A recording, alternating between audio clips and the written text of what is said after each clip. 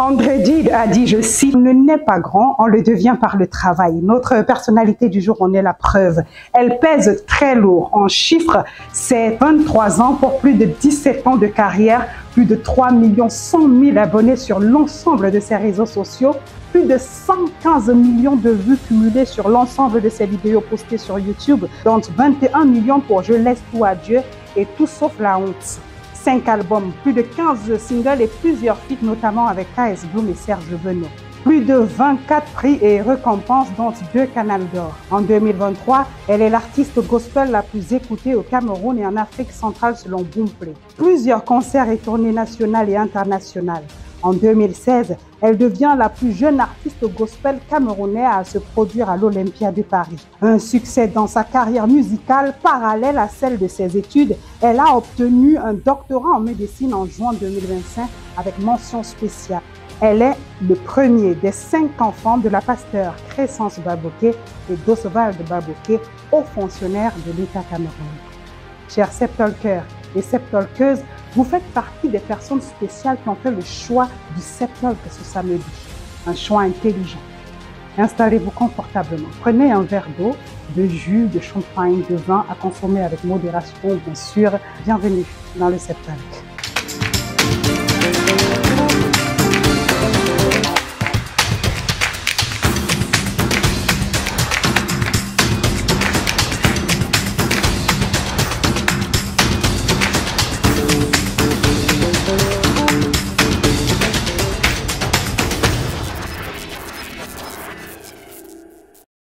Indira, bonsoir. Bonsoir. Comment tu vas?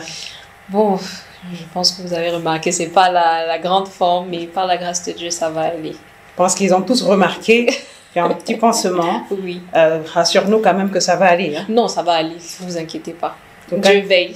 Bah, bien sûr qu'il veille. Il veille tellement qu'il nous a gardés durant notre petit moment ici. Bien sûr. Et en tout cas, merci de nous accueillir chez toi. C'est une très très belle maison. Très très jolie. Tu as participé à quelque chose ici, la déco? Bon, pour le moment, la propriétaire des lieux s'est occupée de minutieusement décorer cette maison. Je pense que quand je quitterai d'ici, peut-être j'aurai mon mot à dire ailleurs. Mais pour le moment, non. Et si tu n'as pas ton mot à dire? Pas du tout. Du tout. Tu n'es pas seule, tu es avec tes frères et sœurs. C'est ça, exactement. Et tu parlais de quitter ici, tu y penses déjà? Ça te trotte? Bon, bien évidemment, à partir d'un certain âge, on cherche une certaine stabilité et une certaine attention que les parents ne peuvent plus donner. Ah! Ah bah écoute, on va creuser ça parce que on va passer des minutes incroyables durant cette émission, un 360 entre ta vie privée et professionnelle. On va parler de toi, d'Indira, ton quotidien. On a même déjà commencé. On va aussi parler de ta grande famille, tes parents qui sont toujours là. On va parler de tes frères, tes sœurs, les oncles, les tantes. On va parler de ton parcours professionnel avec ton parcours autant musical que en tant qu'étudiante, un parcours brillant. On va brosser tout ça et j'espère que voilà, le programme te suit. À la fin de l'émission, on a toujours un jeu et pour toi, le jeu est assez spécial aujourd'hui. J'ai peur, mais je vous fais confiance. Faut pas avoir peur. Dans le septalk, on est là pour partager dans la bienveillance et dans la bonne humeur. Donc, tu n'as pas à avoir peur dans cette émission. On parlait de cette maison. On parlait aussi de ton quotidien. À quoi ressemble le quotidien quand on est Indira Baboké? C'est Indira Baboké ou docteur Indira? Docteur. Ça va, tout le monde s'y met. Ça a changé. Docteur Indira. Bon, je dirais mon quotidien, c'est le quotidien de toute jeune fille de mon âge. Pendant la période des cours, le matin, je me réveille. Je prie, bien évidemment, j'ai ma dévotion matinale. Ensuite, je vais à l'hôpital ou en cours. Et le soir, il m'arrive de partir à l'église pour suivre des programmes. Et après, j'arrive à la maison, petite dévotion familiale, on prie, on passe un peu de temps ensemble. Donc voilà mon quotidien, voilà ma routine, rien de compliqué. Rien de compliqué, ben c'est fou. Pas du tout. On sort pas beaucoup, pas de restaurant, ça t'arrive de dîner Ça m'arrive, mais je suis une personne très casanière. Donc ça m'arrive peut-être 3 fois par mois. 3 fois le mois maximum. Donc, on se met beaucoup plus en famille avec mes frères. Ça nous arrive d'aller au cinéma le week-end, aller au restaurant, mais c'est très rare quand même. Ça se voit qu'il y a une solidarité et une cohésion familiale dans cette maison incroyable. Il y a des règles quand même. Ici, il y a des règles. On sort pas, on rentre pas à telle heure. Ah, mais bien évidemment. Bien évidemment, bon, je vous briefe un peu. Maman pasteur, papa pasteur, donc vous pouvez imaginer le cadre dans lequel j'ai grandi. Toujours sur cette voie de la spiritualité, une certaine discipline. Et bien évidemment, il y a des restrictions. Même à mon âge, il y a des restrictions. Il y a des restrictions. Oui, tout à fait. Et tu fais avec. Et je fais avec. Et je suis tout à fait OK avec. Parce que je me dis, si mes parents n'avaient pas été stricts ou rigoureux sur certains points, alors je ne serais pas où je suis aujourd'hui. Hein. Et tu es quelque part de grand, tu as un parcours exceptionnel, merci. Tu as une vision de la vie et des éthiques, des valeurs qu'on affectionne et qu'on félicite. Tu parlais de partir bientôt de cette maison. En tant que jeune fille, c'est quelque chose, voilà, c'est un secret. On va pas en parler. Donc, quand on est jeune fille et que on vit, tu l'as dit tout à l'heure, chez ses parents, il y a un certain âge, quelque chose dont on a besoin, c'est d'indépendance. Hein, même Dieu a dit, quand tu quitteras ton père et ta mère, mais là, c'est pas pour rejoindre une chair. Pas du tout, mais bon, je pense que à partir d'un certain âge, il y a déjà la maturité qui s'installe. On se pose beaucoup de questions par rapport à la suite des choses. Et je pense que même dans mon cas, c'est tout à fait normal. Je viens de sortir médecin. Donc, par rapport à ma carrière de vie, je pense à beaucoup de choses. Il y a beaucoup de choses. Et tu as besoin de ton espace. Tout à fait. Quoique ce n'est pas l'espace qui manque ici. Hein? Pas du tout. Il y a tellement d'espace ici que voilà, on va pas parler d'espace. Et quand on veut être indépendant, il y a deux choses. Hein? On est une jeune fille, on est jolie, on a une belle carrière, on est populaire. On se dit, bon, si je pars d'ici, c'est soit pour avoir quelqu'un qui m'entretient, c'est un quotidien, hein, je formule, soit pour gagner par moi-même et m'entretenir par moi-même. Est-ce que quel est pour toi le chemin parfait? Alors, moi, j'écoute tout simplement la voix de Dieu. Mais, comme j'ai dit, c'est un secret, ça reste entre nous. Quelque chose me dit que derrière le secret, là. Parce que tu es quand même quelqu'un de très... En fait, tu es dans la normalité de la vie. On grandit, on étudie, on gagne des diplômes, on gagne son argent, on quitte de chez ses parents pour pour avoir un conjoint, pour se marier. Moi, je te vois dans cette progression normale. Et quand tu me dis que c'est un secret, je me dis peut-être que tu veux tellement bien faire des choses moi, le papa strict ne peut pas laisser sa fille partir de sa maison, hein, voilà, pour aller déambuler dans des villes. Bien sûr, je pense que déjà même pour maintenir une certaine stabilité dans la tête, une certaine discipline, ce serait mieux de quitter d'ici pour rejoindre un conjoint potentiel. Bien sûr. On peut en parler. Tu es une grande femme, tu es quelqu'un de très posé. Pour moi, tu es quelqu'un de réfléchi, et c'est une discussion qu'on peut avoir en tant que femme. C'est normal, c'est de ton âge. Donc cette future vie maritale, tu l'appréhendes? Bon, un tout petit peu, mais j'ai un très bel exemple devant moi. Donc, 24 ans de mariage de parents. Donc, je pense que ça me permet de projeter, ou bien d'avoir des ressources. Ça me permet d'avoir une certaine ressource et aussi de me projeter par rapport à ce que je souhaite plus tard. Super. Donc, voilà. Alors maintenant, il y a la question du choix du conjoint. On va se le dire, c'est connu. À la présentation, je pense que je l'ai briefé. Tu viens d'une famille qui est nantie, une famille avec un parcours exceptionnel. Ton papa est fonctionnaire d'État et ta maman est pasteur, pas comme les autres, parce que c'est aujourd'hui quelqu'un qui évangélise un peu partout dans le monde et qui gagne. Voilà, et pas que, tu vois. Elle est beaucoup plus que pasteur, la maman. On est dans un confort de vie et dans un rythme de vie qui, peut attirer beaucoup d'œil et même de mauvais œil. En termes de choix du conjoint, comment tu te rassures que je suis sur le bon choix? Qu'est-ce qui te fait te dire que là, on est sur le choix objectif? Je pense que le tout, c'est de remettre tout entre les mains de Dieu, vraiment s'accrocher s'accrocher davantage à Dieu. Ma maman a l'habitude de me dire que les femmes mariées ont généralement des genoux noirs parce que tes genoux noirs là dépendent de ton niveau de prière de la nuit. Donc, poser les genoux au sol, prier et demander à Dieu de ne faire que sa volonté parfaite. C'est tout. Tu remets ça entre les mains du Seigneur. C'est tout. Je me laisse guider par le Saint-Esprit et je me dis toujours que le choix ne vient pas de moi ou des émotions, des sentiments que je pourrais ressentir. Parce qu'il y a... Les émotions parfois sont trompeuses. Oui. Tu as eu des mésaventures? Bon, est-ce qu'on est vraiment obligé d'en parler? On peut ne pas. Dans cette émission, on veut que nos invités se sentent confortables, mais c'est normal que tu aies... Bien sûr, j'ai eu à parler, on peut dire. J'ai eu à parler, apprendre à connaître certaines personnes et bon, malheureusement, les choses ne se sont pas passées comme prévu. Donc ça arrive, on remet tout entre les mains de Dieu et demander que sa volonté se fasse, tout simplement. Et cette volonté se fera. On te souhaite, voilà, on te souhaite que ça se fasse bien, parce qu'il y a une vraie différence entre ce qu'on souhaite et ce qui est bon pour soi, et parfois le Seigneur lui sait ce qui est bon pour nous.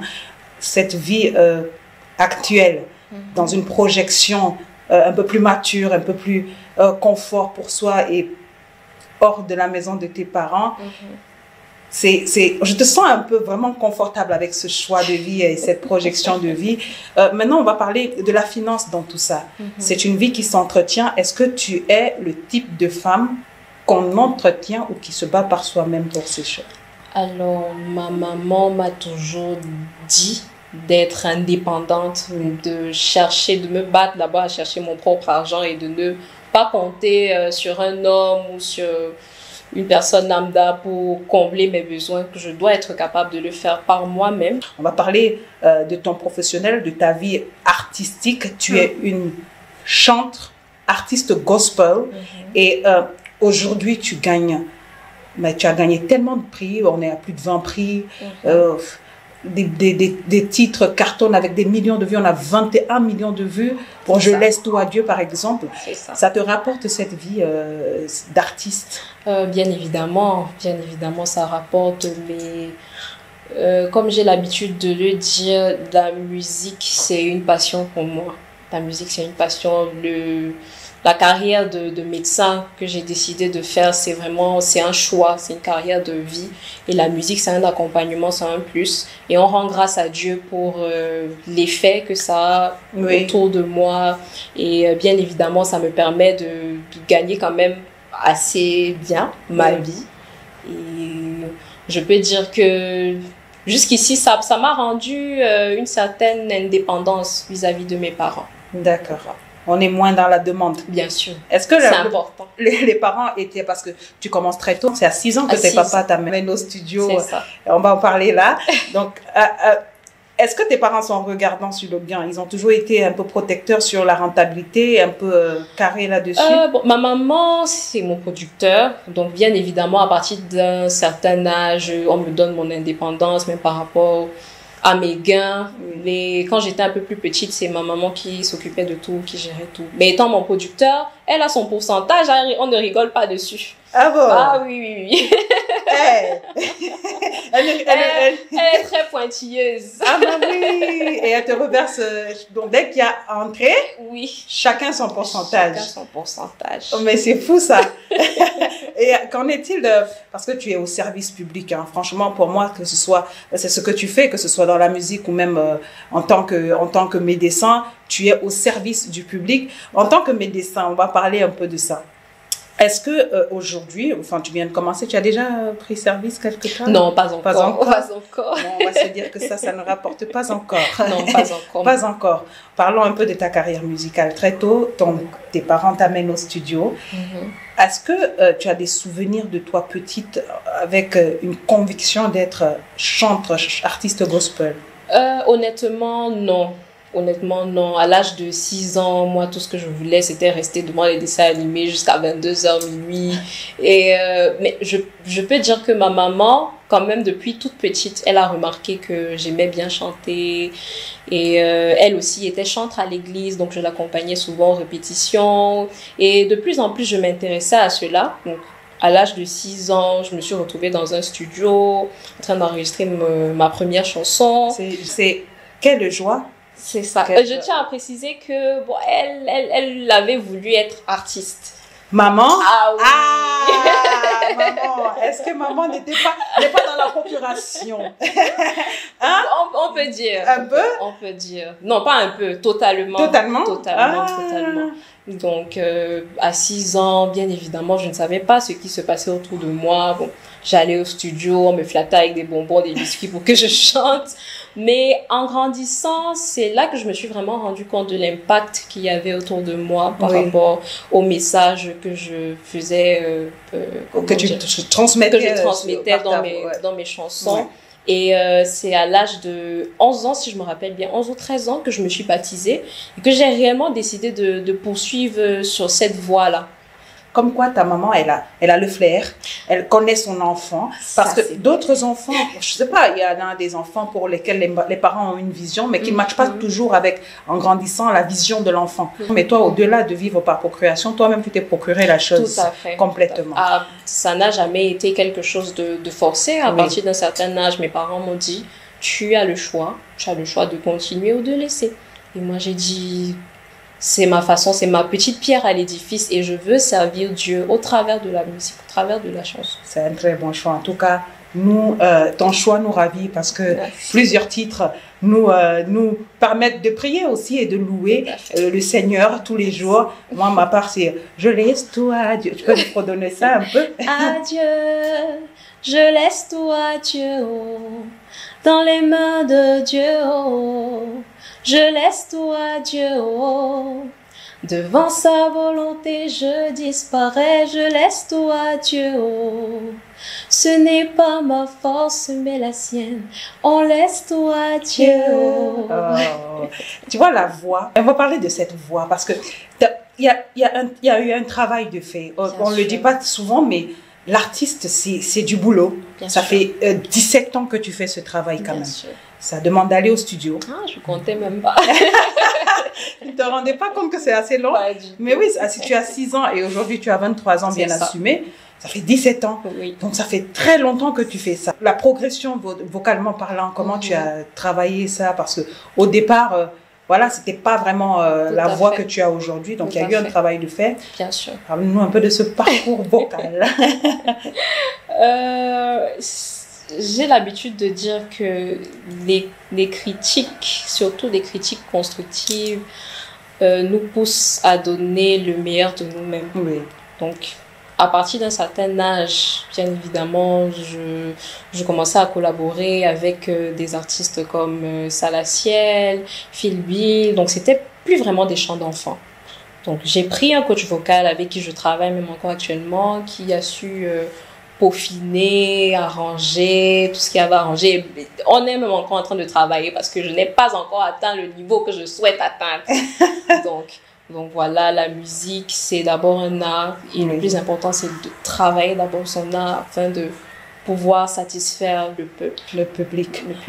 Et peut-être tu vas nous raconter des anecdotes. Est-ce qu'il t'est arrivé d'être au studio pour des enregistrements? Parce que tu as beaucoup de singles et d'albums, 5 albums, mais on est sur plus de 17 singles, c'est beaucoup. Il y a eu des ratés, il y a eu des moments où tu t'es dit pourquoi ne pas laisser tomber? J'ai une belle maison, mon père c'est Monsieur Babouké, qu'est-ce qu'il y a? Pourquoi je souffre? Bien sûr, il y a eu des moments de doute, il y a eu des ratés, il y a même eu des concerts où c'était pas trop ça, mais toujours se rappeler pourquoi est-ce qu'on a commencé ça, pourquoi est-ce que j'ai commencé cette mission, pourquoi, et Dieu nous donne la force tout simplement de pouvoir continuer. C'est une mission assez lourde, mais par la grâce de Dieu vraiment et l'accompagnement de mes parents qui ont toujours été là pour me soutenir et me conseiller de ne pas faire attention à ce qui se dit. À ce qui se dit, à certaines critiques. Oui. Donc, avec tout cela, j'ai pu avancer et toujours à chercher à donner le meilleur de moi-même. Tu as eu raison. Parce que le meilleur de toi-même, on le ressent dans les émotions que tu transmets dans tes titres, mais aussi dans la progression de ta voix. Et on ne peut que te féliciter. Merci. Cette carrière musicale, est-ce que c'est quelque chose aujourd'hui dans la projection que tu as avec la vie de famille dans laquelle tu te projettes? Est-ce que c'est quelque chose qui sera toujours présent? Tu vas chanter toute ta vie, ça va?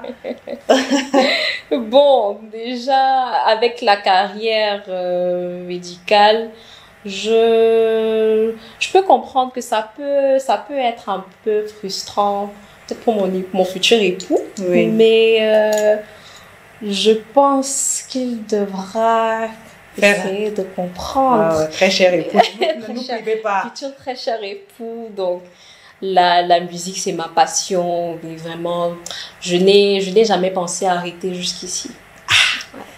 En tout cas, pas pour le moment. On verra après un accouchement. Si ça change. Tu y penses déjà aussi, des bébés et autres. C'est une suite logique. De toutes les façons, je vois en face de moi une femme vraiment mature, une maturité assumée. Et c'est bien. On va parler de cette carrière en tant que médecin. Pas une carrière, c'est une vie estudiantine. Elle commence comment? Alors, on va faire très clair sur cette vie estudiantine. D'accord. Tu commences à quel âge? Primaire, secondaire? Comme ça, on est bien clair sur le parcours. Mais moi, je me rappelle plus des dates précises, d'accord. Des dates précises, mais je commence le primaire, c'est-à-dire la CIL, à l'âge de 4 ans. Je poursuis classe 2, parce que j'ai fait la section anglophone, Oui. classe 2, classe 3, et à classe 4, à classe 4, les directeurs, la fondatrice de l'école arrivent dans notre salle de classe, et parmi les élèves, elles en choisit 3 pour passer à classe 5. Et parmi ces 3, j'étais parmi les 3 élèves, bien évidemment. Donc, j'ai sauté classe 4 et je suis passée directement à classe 5. Je pense que je devais avoir 8 ans, si je ne me trompe pas. Classe 5, je passe à classe 6 directement. Normalement, à classe 6, j'ai mon CEP à l'âge de 9 ans. À Form 2, j'avais des notes incroyables. Et c'est là donc que je prends la décision personnellement. Et je dis à mes parents que j'aimerais tenter la deuxième séquence à Form 3. Ouais. Donc, mes parents me disent, bon, ils m'ont toujours encouragée dans mes choix. Hein. Si tu te sens prête, il n'y a pas de souci. Va à Form 3, tu fais ta séquence et on voit ce que ça donne. Je vais à Form 3, je passe la deuxième séquence et exceptionnel, j'ai des notes incroyables. Et finalement, je finis mon année scolaire à Form 3. C'est la deuxième classe que je saute. Arrivé à Form 4, généralement, chez les anglophones, on fait le BPC en seconde. Oui. Donc, seconde qui est Form 5.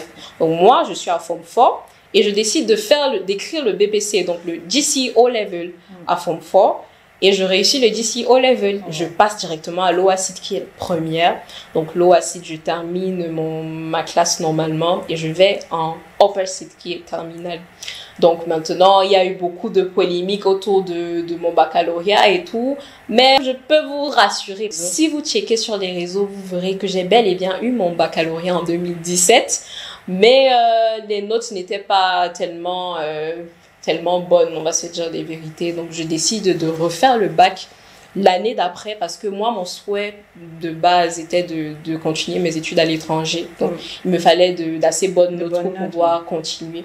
Donc, quand j'ai mon bac en 2018, l'envie de vouloir quitter le pays, quitter ma famille, ça s'est estampé un tout petit peu. Donc, je décide de faire le concours du CUS, oui. Et voilà, je réussis. Voilà un peu mon parcours. Alors moi, je pense que tout est clair. C'est un parcours scolaire clair, traçable. Tu es docteur. On va parler de ce parcours de doctorante. Enfin, tu commences tes études. Et moi, avant de faire l'émission, on fait pas mal de recherches. J'ai été vue dans des hôpitaux, croulée, fatiguée. j'ai vu un travail fait. À chaque fois, je recherchais, je me disais, mais waouh, il y a eu vraiment des... Raconte-nous un peu cette période entre ton stage et la vie, l'étudiante que tu étais. Ça n'a pas été une période évidente parce que en faculté de médecine de première année en troisième année, ce sont les cours qu'on dispense à la fac. À partir de la quatrième année, ce sont les années cliniques. Donc, on nous envoie dans des hôpitaux pour faire des stages de 1 mois, 2 mois, voire 4 mois. Donc, ça a été un très gros changement. Donc, entre ma vie professionnelle d'artiste, ma vie familiale à la maison, c'était pas du tout facile à gérer. Je passais mes nuits à l'hôpital, je faisais 3 jours sans rentrer chez moi.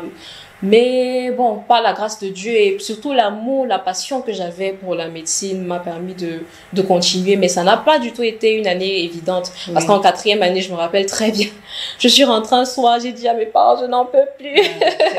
Je n'en peux plus. C'est tellement contraignant, c'est tellement difficile. Mais la médecine, ça a toujours été un choix de cœur. Un choix de cœur. Tout à fait. Et le cœur... Le cœur a eu raison. Tout à fait. La raison même ne l'ignore pas. On connaît les raisons de la raison. Et tu as eu ton doctorat avec ta soutenance brillante. Merci. Diffusée en Mondo avec mention spéciale. Oui. Alors déjà, c'est quoi la mention spéciale? Il faut édifier. La mention spéciale, ça veut tout simplement dire une mention avec félicitation du jury et autorisation de publier sa recherche. Donc, ce n'est rien de fou, de compliqué. C'est pas une mention qu'on a créée, c'est une mention qui existe. Et ça veut tout simplement dire que le jury me donne la permission de publier mon étude. C'est tout. Tout simplement. Tout simplement. Tu l'as eu. Pas de manière compliquée, parce que tu viens de dire que c'était pas évident. Oui. Et tu n'es pas n'importe qui, on va le dire comme ça. Tu es la fille de Monsieur Baboké, un homme au parcours brillant, au parcours professionnel exceptionnel, avec l'entourage professionnel et même personnel qui va avec. Et ton papa qui a décidé déjà que pendant la soutenance, il fallait inviter tout le monde. Qui a fait ce choix? En tout cas, sans commentaire. Sans commentaire. Mais c'était un choix... Je pense que comme tout parent, lorsque son enfant excelle, lorsque son enfant réussit, souhaite que ses proches, ses amis, tout le monde soit là pour vivre le moment. Donc, moi, c'est tout à fait normal. Ma maman a invité ses proches, ses amis, et pareil pour mon papa. Et toi-même, tu as invité les tiens, et vous vous êtes retrouvés pour ta soutenance. Tu t'attendais à tout ce grabuge? Honnêtement, non. J'étais très, très surprise d'entrer, même quand j'entrais dans la salle, de voir qu'il y avait tellement de gens. Il y avait même des gens qui étaient assis, qui étaient debout, pardon. Donc, j'étais tellement choquée, mais... hormis cette peur que j'avais en moi, je me suis sentie honorée, je me suis sentie aimée et ça m'a donné, ça a réveillé quelque chose en moi. Je me suis dit non, là ça doit bien se passer, obligé, ça doit bien se passer. Tout le monde doit être fier de moi. Et ça s'est bien passé? Et ça s'est bien passé. Tu as aimé ton moment, tu as apprécié le Ah, bien sûr, bien sûr, bien sûr. Après ta soutenance, voilà, il y a eu... à quel moment tu te rends compte que parce qu'on va parler de ce rapport au réseau, malheureusement, de nos jours, il faut faire avec, ou heureusement, parce que les réseaux sociaux rapportent. Donc, ça fait partie du business, ça fait aussi partie de la vie en société de nos jours. Tout à fait. À quel moment tu te rends compte que sur les réseaux, les discours, il y a beaucoup de divergences, voilà, à quel moment c'est après la cérémonie ou pendant, tu te commences à te dire, mais... Ça n'a pas tardé, hein, ça n'a pas tardé. Déjà, la soutenance passait en direct, donc directement après ma sortie, lorsque j'ai pris mon téléphone, j'ai vu déjà tous les posts qu'il y avait, tout ce qui se disait sur les réseaux sociaux. Donc, ça n'a pas tardé. Mais ce que j'ai l'habitude de faire vraiment pour garder mon cœur et pour ne pas, comment dire, attirer trop de négativité. Franchement, je préfère souvent éviter de lire. D'aller chercher. Oui, d'aller chercher la petite bête parce que généralement, on peut même avoir 99 commentaires qui sont bons et il y a un seul commentaire qui nous trouble et Voilà, donc je préfère éviter d'aller chercher la petite bête. Je sais que moi j'ai rendu mes parents, mes proches fiers de moi, et pour moi c'est le plus important. C'est le plus important. Est-ce que tu comprends cette attitude des gens à toujours être réfractaires à un certain bonheur, le reproche aussi de montrer... est-ce que tu comprends? Est-ce que ça t'arrive souvent de te poser ces questions?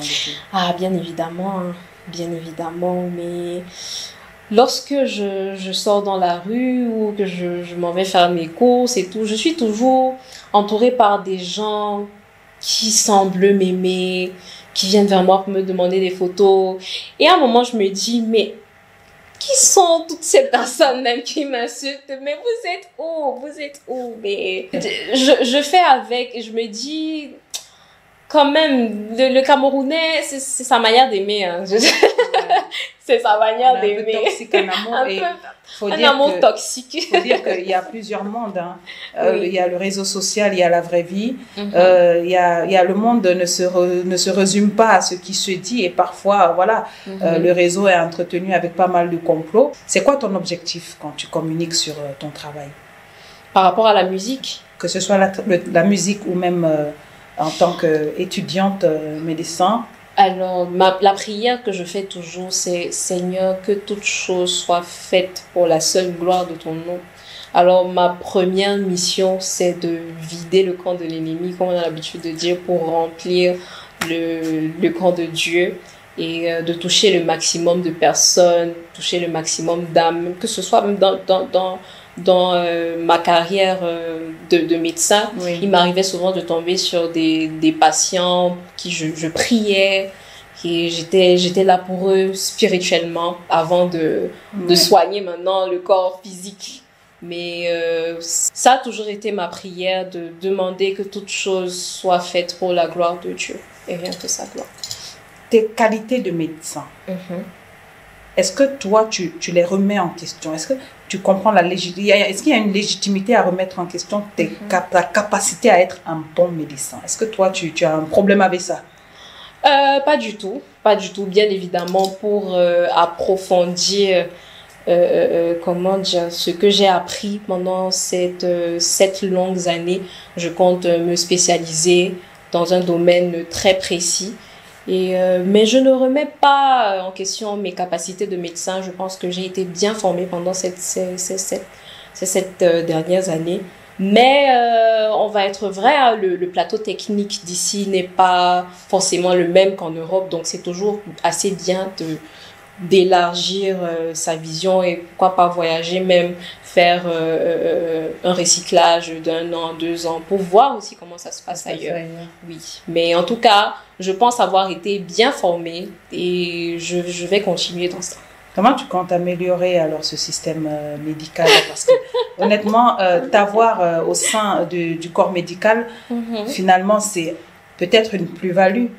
Tu es peut-être celle qui va venir activer certains systèmes. Quelles ont été, par exemple, tes remarques lors de tes formations et comment tu vois, quand toi, dans ton petit coin, à ton rythme, bouger les lignes?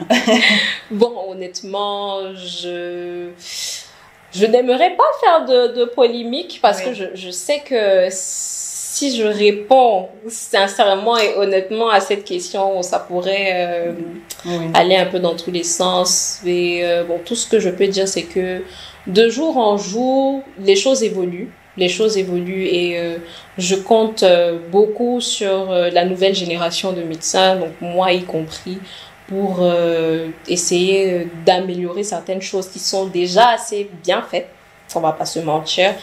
Mais donc voilà, moi de mon côté, c'est d'essayer d'abord d'être un bon médecin, soigner les membres de ma famille et après soigner tous les autres Camerounais. Moi, en tout cas, c'est ce que je peux faire de mon côté pour l'instant. En tout cas, tu n'as pas la seule responsabilité que tu as, c'est d'être le médecin que tu as décidé d'être, comme tout citoyen qui choisit d'être médecin.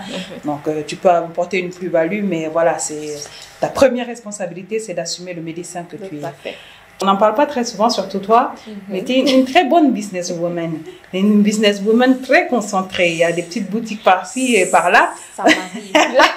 Parle-nous un peu de cette Indira businesswoman. Alors, je pense que les chiens ne font pas les chats. Donc, j'ai une maman qui est touche à tout, multitâche. Femme battante même. Femme battante. Dans tous les sens du terme, elle est incroyable. Du coup, je me suis lancée très tôt dans l'entrepreneuriat. J'ai ouvert mon prêt-à-porter à l'âge de 17 ans. Et l'année dernière, j'ai ouvert mon institut, donc Eden Glow. J'ai la grâce d'avoir des parents qui me soutiennent. Donc, je veux vraiment toucher à tout. Alors, ça fait beaucoup, hein. Médecin, artiste musicienne avec des concerts, des tournées, des tournages, des clips, tout ce qui va avec. La boutique, l'institut. Actrice par occasion. Actrice par moment. Comment où trouves-tu le temps de faire tout ça? Comment tu fais pour te rassurer que tout soit mené à bien? Parce que tu excelles là, un peu de partout. Je pense que c'est premièrement la grâce de Dieu et deuxièmement la résilience, avoir un emploi de temps quand même assez calé et fixer ses priorités. Moi, ma priorité a toujours été mes études, donc j'ai toujours l'habitude de dire que je ne vais jamais manquer un stage parce que j'ai un concert. Et la musique, vraiment, c'est si j'ai du temps. Si j'ai du temps et même les autres activités. Je me suis concentrée pendant ces 7 dernières années sur la médecine. Et si vous regardez bien sur mes pages, il y a des moments où je disparaissais, je sors une chanson, je disparais 8 mois, après je réapparais. Donc, c'est un peu mon quotidien. Donc, là, actuellement, comme j'ai un peu de temps, j'essaie vraiment de me rattraper et de vous sentir présente. Voilà. Businesswoman accomplie. Tu as 2 business sous la main. Est-ce que tu es supervisée par la maman? La productrice touche aussi.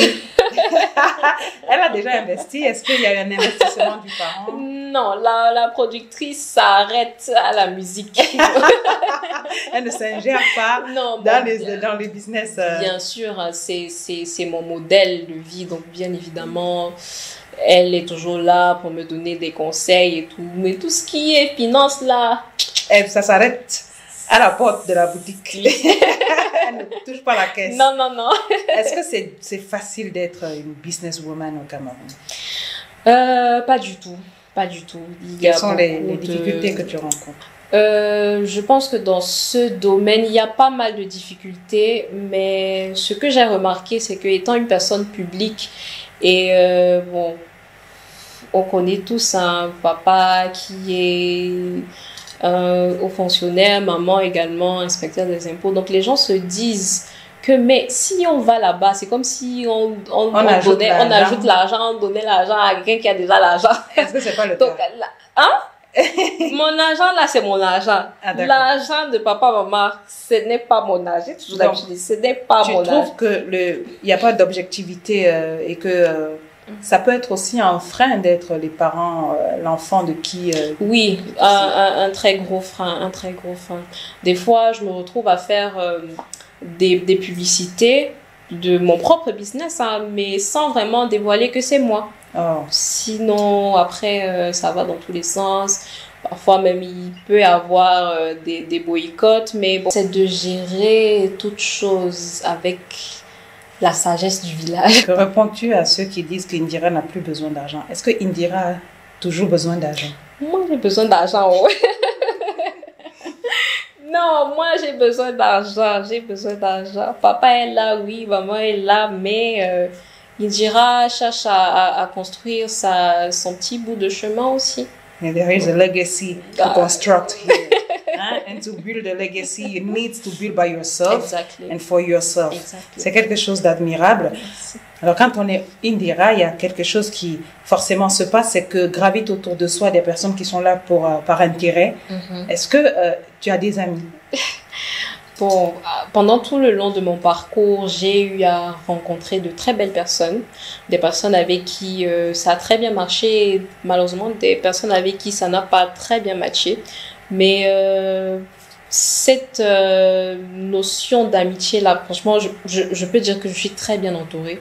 Oui, j'ai des amis, j'ai ma famille, j'ai mes frères et sœurs qui me soutiennent. Et oui, Indira a des amis et elle est bien entourée. Elle est bien entourée. Oui. Le choix de l'amitié. On va parler de ton cercle, par exemple, artistique. Il y en a qui sont venus et donc tu as eu le discernement de dire Toi là, t'en sens un peu quelque chose qui n'est pas clair. Le Seigneur, je vois clair dans ton affaire, j'ai le discernement. Est-ce que ça t'est arrivé ça si oui, plusieurs fois? Disons que la prière que j'ai toujours l'habitude de faire lorsque je rencontre une personne, c'est Seigneur, si cette personne ne cadre pas dans la vision que j'ai, ou si cette personne est là pour me détourner de ce que tu as prévu pour moi, alors je veux m'en séparer, que ça me fasse mal ou pas. Franchement, je veux m'en séparer et je peux vous assurer que c'est une prière à laquelle Dieu répond très rapidement. Tu as vu? Donc, Il répond très rapidement à ça. Donc, oui, il y a des personnes avec qui bon, ça n'a pas marché. Pas parce qu'elles étaient mauvaises, mais parce que nos visions ne concordaient juste pas. Oui. Donc, très peu de mésaventures finalement.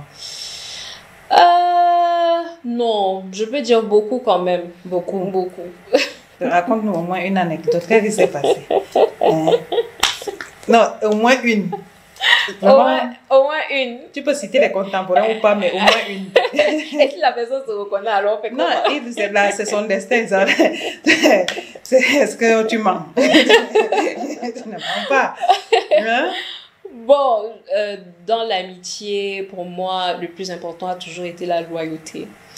Donc, lorsque je sens une once d'hypocrisie, surtout dans le domaine dans lequel je suis, étant une personne publique, c'est très, comment dire, compliqué de vraiment trouver des personnes loyales. Et voilà, il m'est arrivé de tomber sur certaines personnes qui, malheureusement, n'étaient pas du tout loyales. N'étaient pas loyales. Oui. Et comment tu encaisses les trahisons? Comment ça te forge? Ah, ça fait mal, hein? Ça fait mal, mais après la pluie vient le beau temps. Donc, ça fait mal. On demande à Dieu. Au début, on se pose beaucoup de questions. Mais pourquoi, machin? Je te faisais confiance et tout. Mais je pense que ça forge énormément le caractère et ça permet d'apprendre beaucoup de choses sur les relations humaines, comment gérer les humains. Tu dois voir que le sujet sur l'amitié et l'inimitié est un sujet maintenant qui fait carrément partie d'un fait de société, même limite. Quel type, toi, d'amis es-tu? Je suis cette amie-là que tu ne verras peut-être pas forcément tous les jours, que tu verras peut-être 2 fois l'année, mais qui va te montrer sa présence et son soutien d'une autre manière. Ouais. Oui.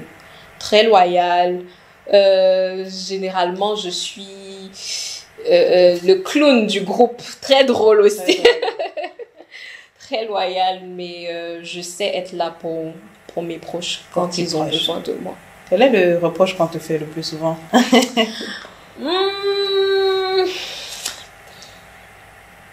D'être parfois trop autoritaire. Mais c'est normal. Je suis l'aînée d'une famille de 5. Donc moi, je suis habituée à me gronder, à me fâcher, à gronder à gauche, à droite. Donc c'est normal. Donc. Comme à la maison, tu aimes mener. Tu es une meneuse. Bon, je sais pas confondre la meneuse et la dictatrice. Sauf si tu es dans le... Non, pas du tout. Je sais quand même faire la part des choses. Mais il y a ce petit trait de caractère qui, de temps en temps, revient. Mais je manage bien, je pense. Tu manages? Oui. Pas mauvais aussi comme trait de caractère. Ça peut servir souvent. Hein? Ça peut servir. Ah, bah oui. Ça sert souvent. Ah, oui. Autour de toi gravitent aussi des personnes très importantes. On parlait du relationnel de ton papa exceptionnel. Quand on est un enfant, on a 6 ans, 13 ans, parce que tu as grandi dedans. Il y a des jolies photos ici, je vois. Oh, c'est une très... C'est toi petite, là. Tu as quel âge, là? Je crois 7 ans. 7 ans. Oui. À côté, c'est ton frère? C'est mon petit frère Dylan, oui. mon autre petit frère Alan, Daniel et Eva. Vous vous ressemblez, oh.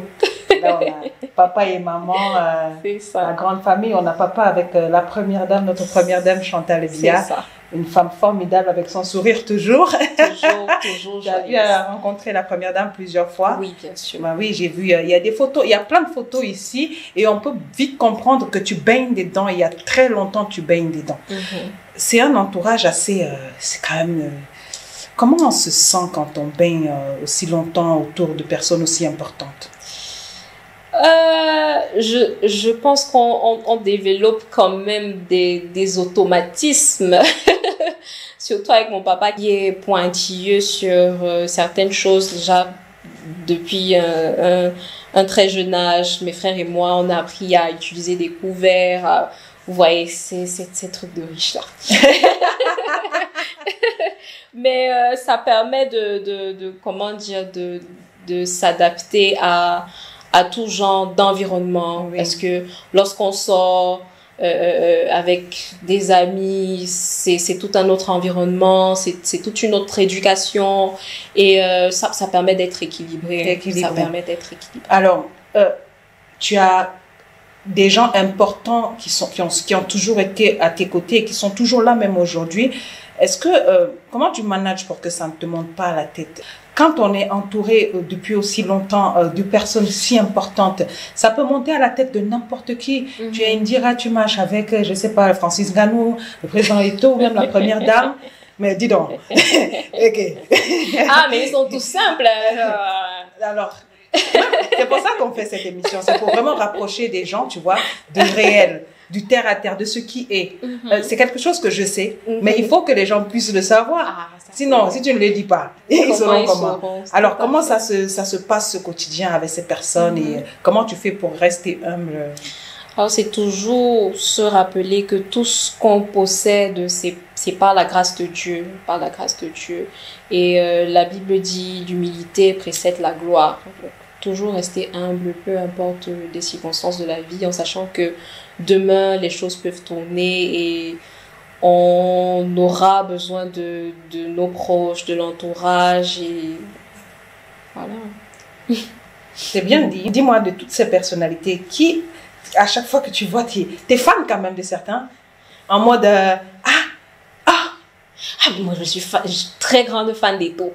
Je pense que ça se voit depuis toute petite fille. Comment s'est fait ta première rencontre avec le président Samuel Eto'o, le président de l'Africa Foot? Mon tonton. La première rencontre, je pense qu'il était venu à la maison. Donc il avait un rendez-vous avec mon papa. Et je pense que mon papa voulait un peu cacher pour ne pas... Voilà, que tout le monde s'affole. Ouais. Mais malheureusement, ça a raté. C'est dur aussi d'être papa. Ça a raté. Papa d'Indira, hein. Donc, je sors de ma chambre, je vois ma star comme ça marcher.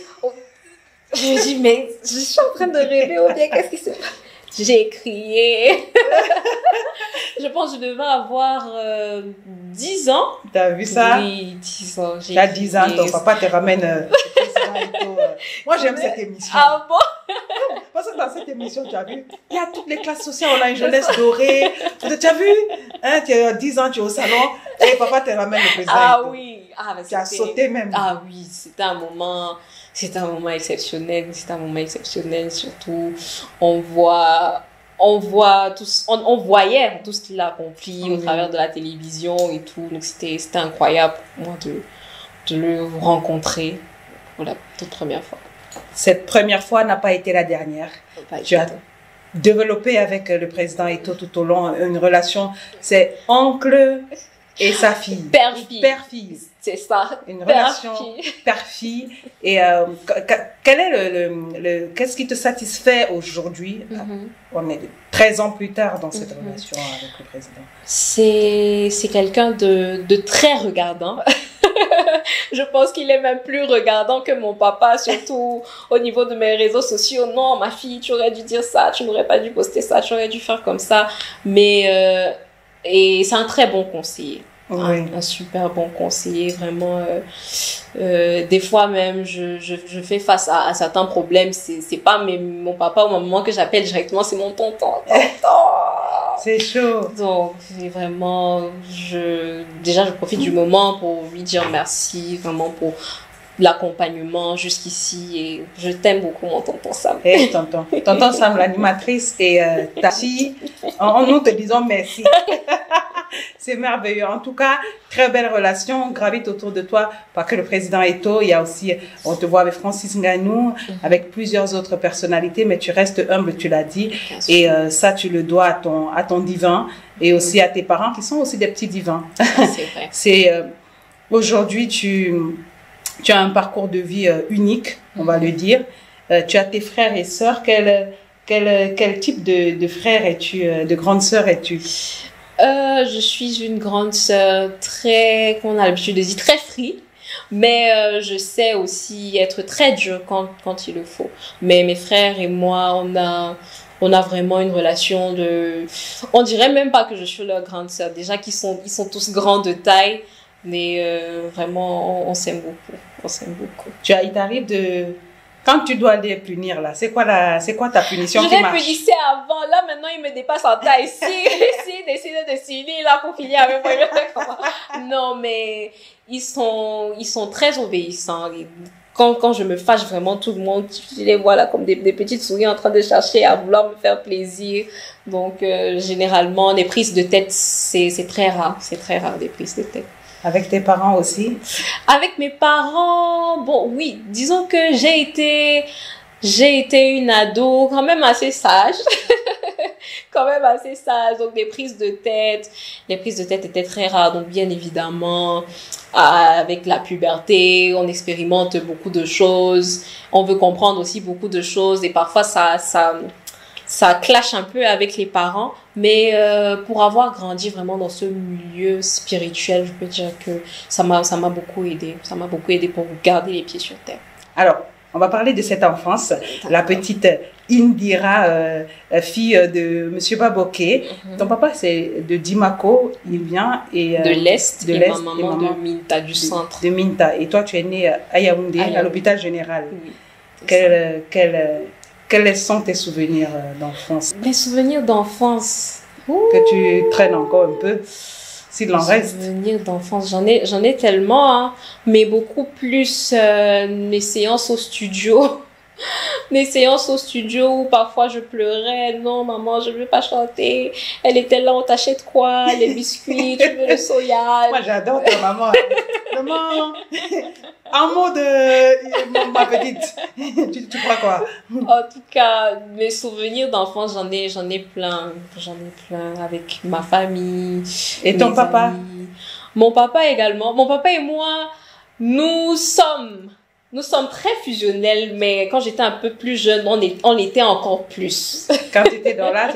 Mais ton papa, il y a quelque chose qui est remarquable dans cette maison, c'est que vraiment, on ne sent pas une absence. Ton père, il a voyagé, franchement, un diplomate comme il est, et ta maman aussi, des voyages. Mais on ne sent pas, ou bien, enfin, moi, c'est mon ressenti d'étrangère. Oui. Est-ce que toi, tu as ressenti les absences? Non, pas du tout. Malgré leurs occupations, ils ont toujours fait l'effort d'être présents pour nous. Et c'est ça vraiment qui nous a permis mes frères et moi, de garder les pieds sur terre jusqu'ici. Et de nous montrer vraiment... On a grandi dans, comment dire, avec beaucoup d'amour. Tous les soirs à table, papa était là, maman était là, et ça continue même jusqu'à aujourd'hui. Donc malgré leurs occupations, vraiment big up à eux. Ils essaient toujours d'être présents pour nous.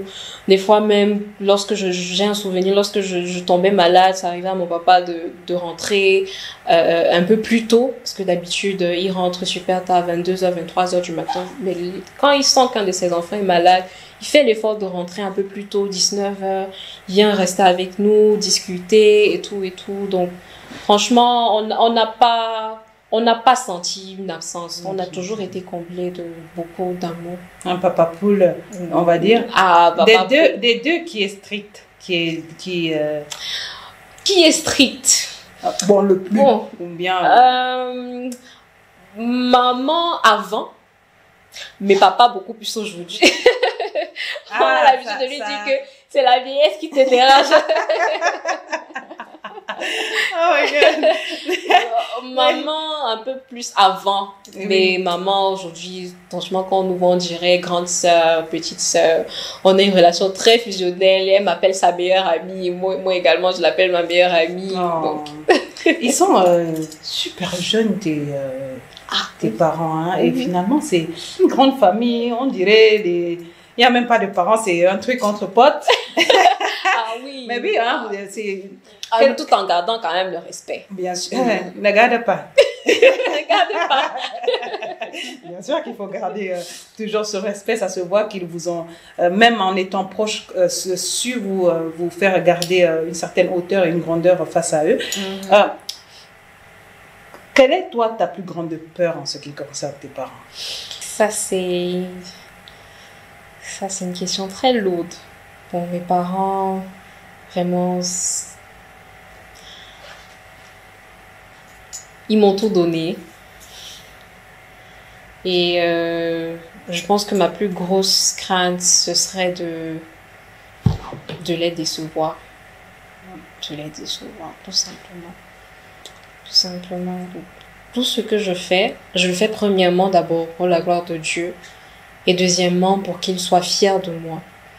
Pour que je puisse au moins, je vais pas dire rembourser, mais leur donner juste le quart de ce qu'ils ont fait pour moi. Quand on a des parents que tu as, est-ce que on a envie de faire beaucoup plus? Est-ce que c'est difficile de rivaliser? Même si on n'est pas en concurrence avec ses parents, on sait que l'enfant veut toujours faire aussi bien, voire mieux. Oui. Que le parent, la volonté aussi du parent est de voir ses enfants bien faire. Oui. Est-ce que ça te... Bien évidemment, c'est même quelque chose qu'ils nous disent à mes frères et à moi. Ce que nous voulons, c'est vous voir faire mieux que nous. Donc, bien évidemment, ça met beaucoup de pression. Et lorsqu'ils nous ont donné un certain standing, un certain niveau de vie, bien évidemment, ils aimeraient qu'on évolue d'échelon. C'est ce que qu'on aille un peu plus haut qu'eux. Voilà, tout à fait. Donc, bien évidemment, il y a beaucoup de pression. Beaucoup de pression. En tout cas, cette pression, on ne la sent pas.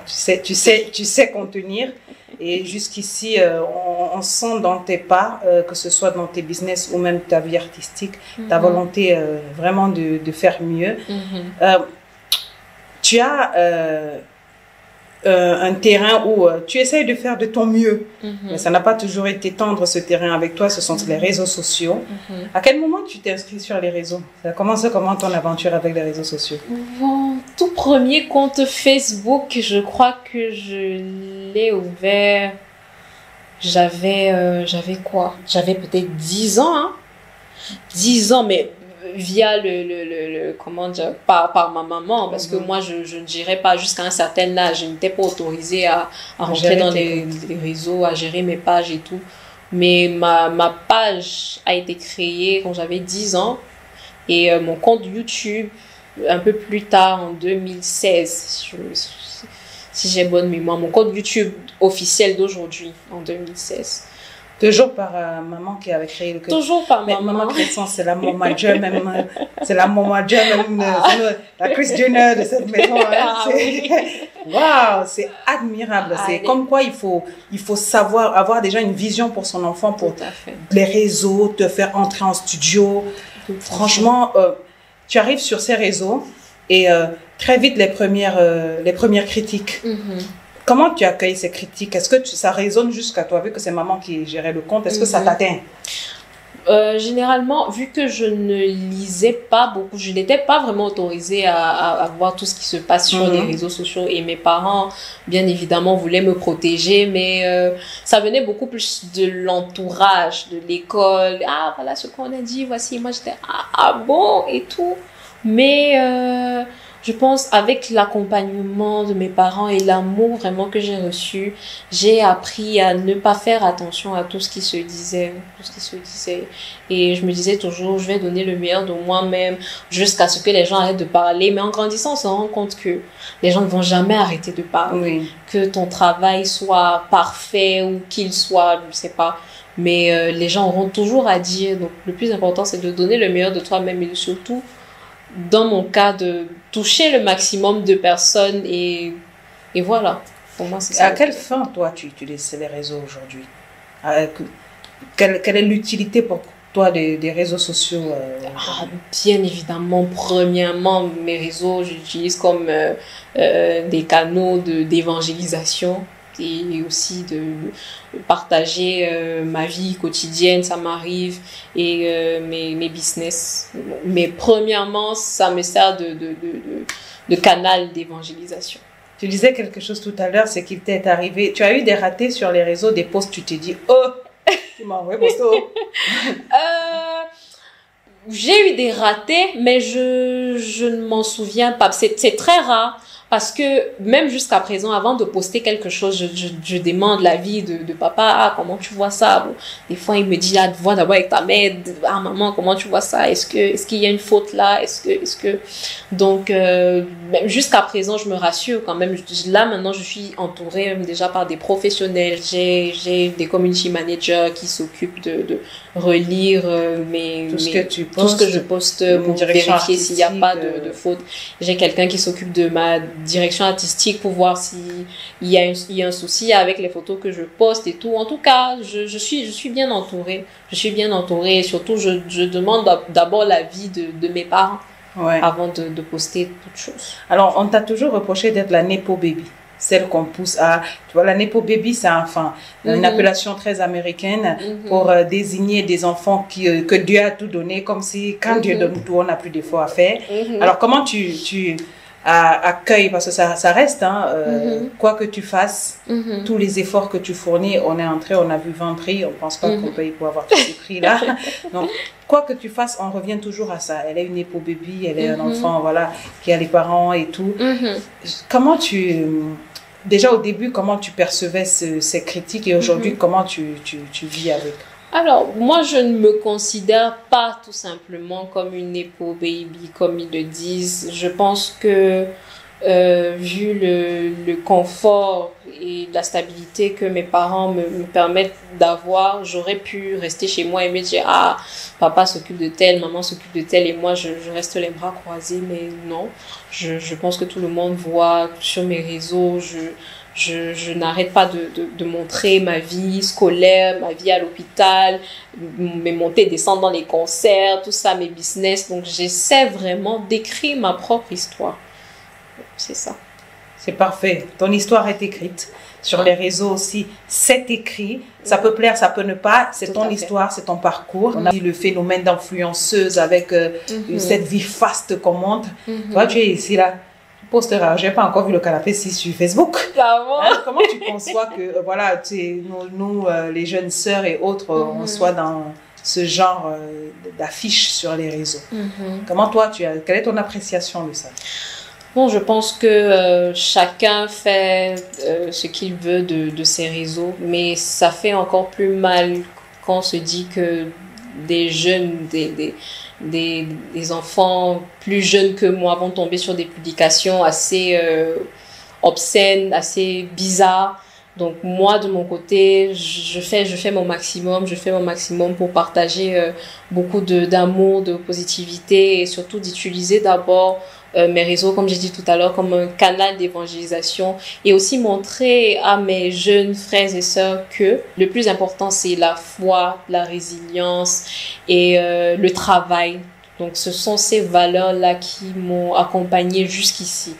Donc, on peut bien faire son petit bout de chemin dans les réseaux sociaux et même être connu, mais de manière assez positive. Et, voilà.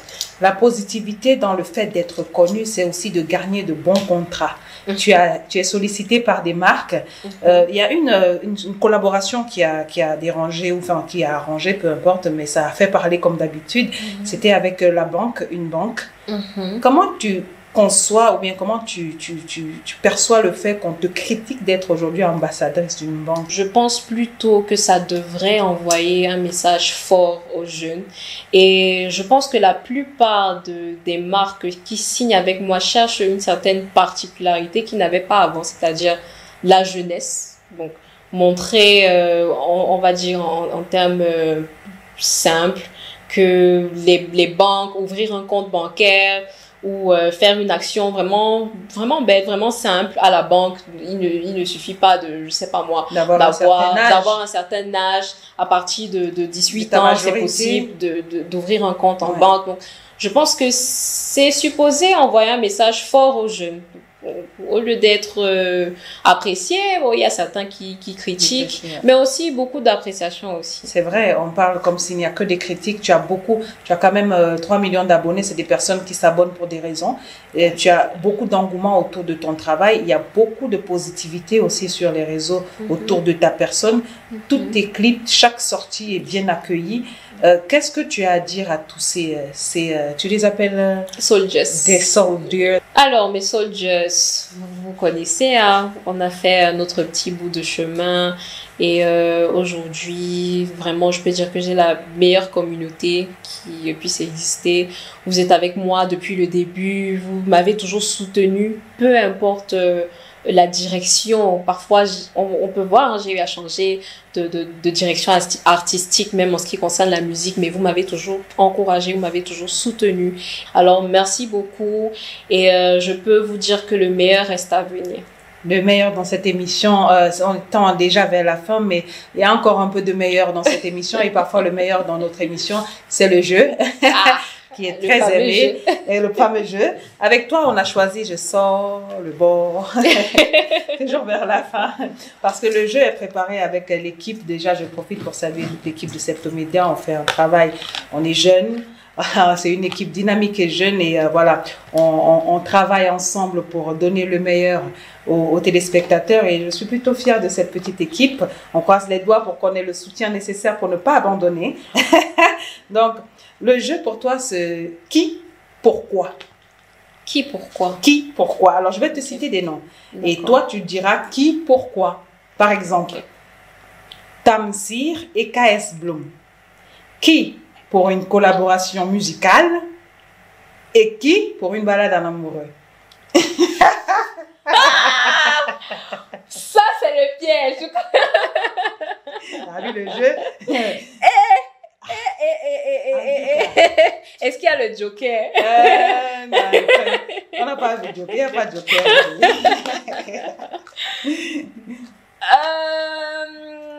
Bon, à supposer, hein. C'est pas, on n'est pas dans le, s'il vous plaît, on n'est pas dans, sauf si on est dans le réel. C'est des suppositions. C'est des suppositions. Okay. Donc, qui pour une balade musicale, une collaboration musicale?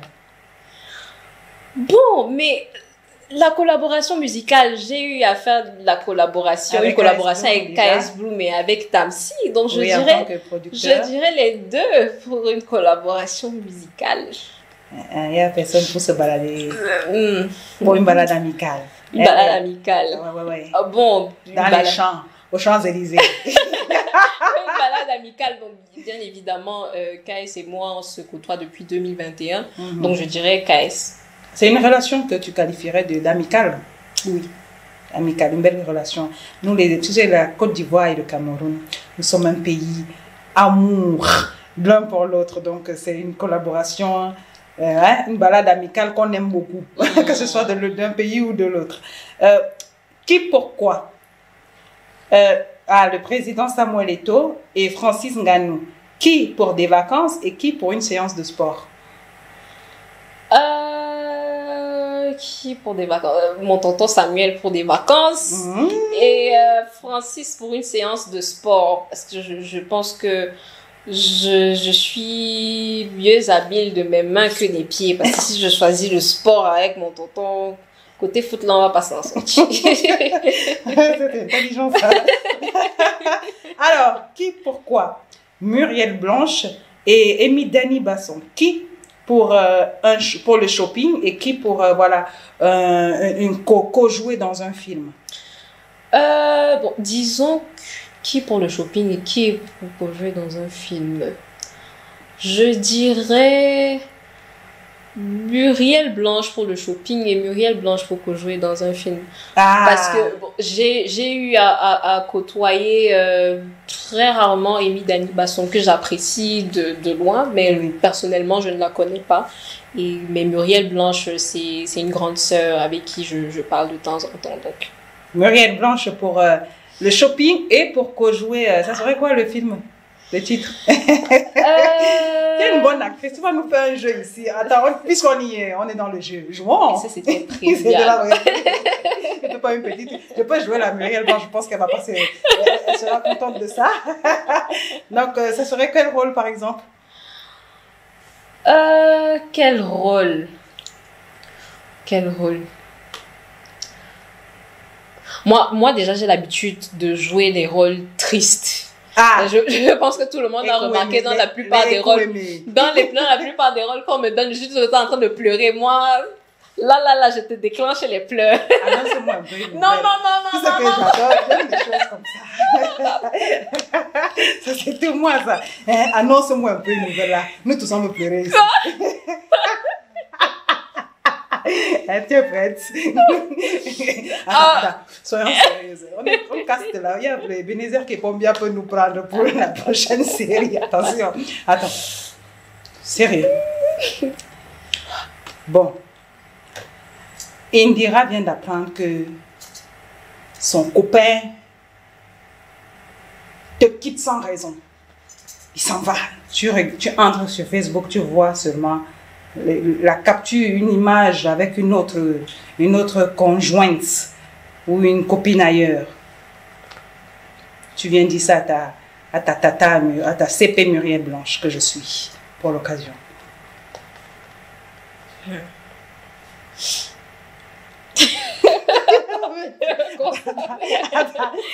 Je me mets dans la peau.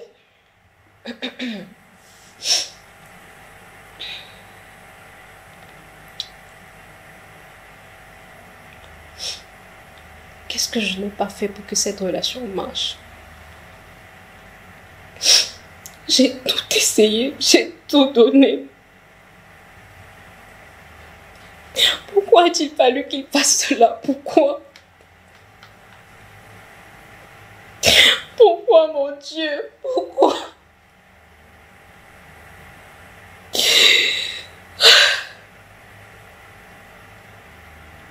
En plus, il se pavane sur les réseaux sociaux matin, midi, soir. Il n'a plus d'œil que pour sa nouvelle chérie. Mais pourquoi, Seigneur? J'ai tout donné pour lui. J'ai tout donné. Coupé!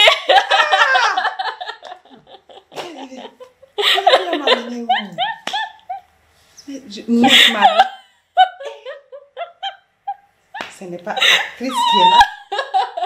Muriel Blanche me met chaud. On était sur qui, pourquoi? Non, je suis choquée. On est sur le spécial parents maintenant. C'est vraiment, ça ne concerne que les parents. D'accord. Qui pour un featuring et qui pour la prédication? Qui pour un featuring et qui pour la prédication? On est sur monsieur, papa et maman Baboké. Qui pour un featuring? Bien évidemment, ma maman pour un featuring parce que mon papa, il a une voix de casserole. Maintenant, qui pour la prédication? Mon papa, il a l'habitude d'enseigner à l'église. Donc. Qui pour le shopping et la fête? Et qui pour faire les devoirs avec toi? Qui pour le shopping? Qui pour le shopping et la fête? Ma maman. Bien évidemment, ma maman. Et qui pour faire les devoirs avec moi? Mon papa. Ben voilà, c'est clair. Oui. Qui pourquoi? Qui pour inviter ses amis à la soutenance? Et qui pour une petite fête tête à tête là avec 3-4 personnes?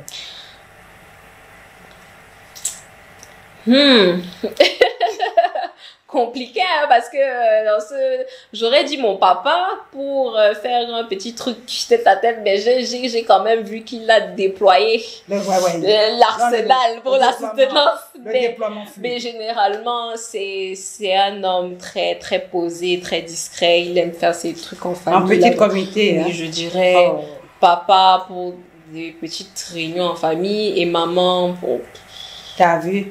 Le monsieur a voulu faire plaisir à son enfant. Il a invité, il a dit, ma fille docteur. Sortez mes amis, venez, faisons le boucan. Qui pourquoi? On va conclure avec ça. D'accord. On est sur spécial papa et maman Baboké.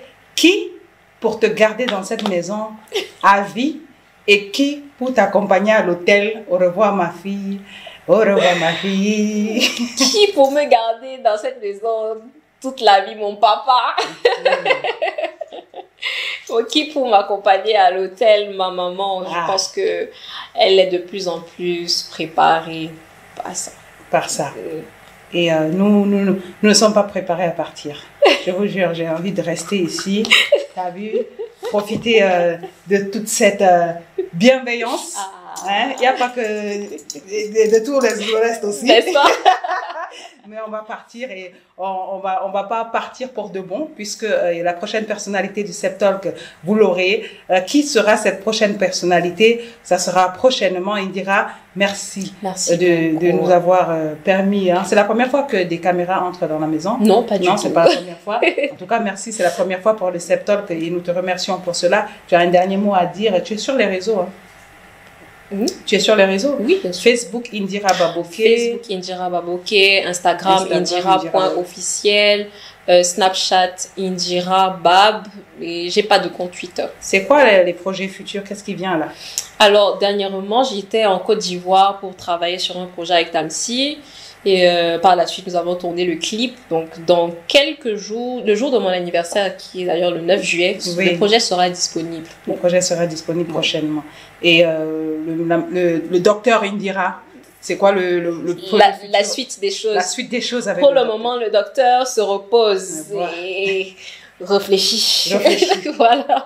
C'est très bien. Nous, on n'a pas eu à réfléchir pour accepter ton invitation et on a passé un très bon moment. On se dit à très bientôt dans le Septalk. N'oubliez pas, continuez à vous abonner sur les pages YouTube et à suivre le Septalk sur toutes les plateformes d'écoute, Deezer, Spotify, Apple. Continuez de regarder le Septalk en direct à la télé chez nos diffuseurs Canal 2 International et Vox Africa. C'était le Septalk avec Indira. On vous dit à très bientôt. Ciao!